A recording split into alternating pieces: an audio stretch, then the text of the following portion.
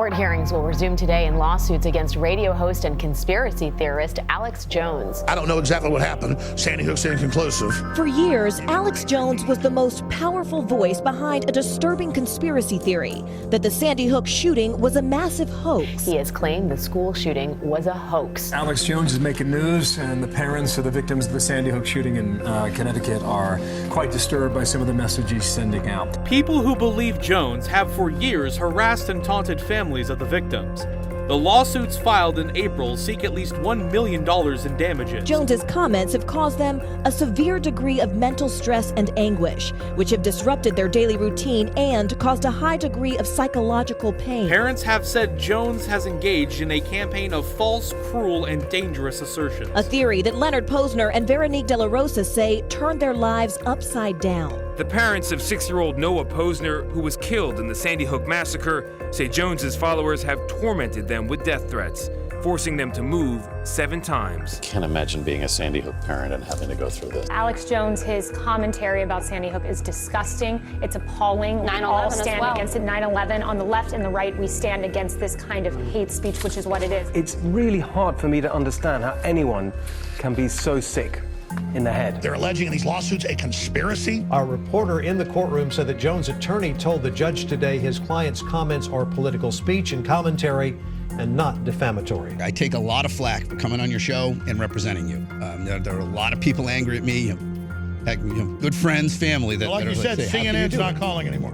And I say, well, tell me, if you hate this guy so much, show me what the problem is. And they'll send me a link to the New York Times, or they'll send me a link to some other article saying, paraphrasing what you said. And I said, yeah, but now bring me to the original source.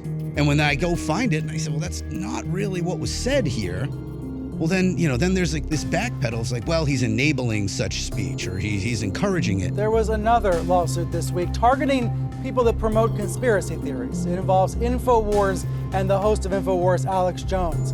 Already, InfoWars is at risk of losing its YouTube channel. And now this lawsuit is trying to take Jones and InfoWars and others to court, saying they're responsible for promoting hoaxes that actually are defamatory toward the people involved. CNN has been basically a martyr for free speech for the last 24 hours.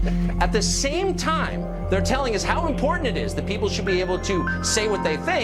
They are agitating for Alex Jones to be pulled off YouTube. Now, I know we're supposed to think that Alex Jones is way more radical than like Bill Maher, Michelle Wolf, or Rosie O'Donnell, but he's got a point of view, and CNN is trying to squelch his point of view. Alex Jones promotes conspiracy theories and foments hatred of media. He's been called a freak show and downright dangerous. People have free speech in this country, but no matter how hateful, no matter how stupid, no matter how inane, give him airtime, give him Thorazine also.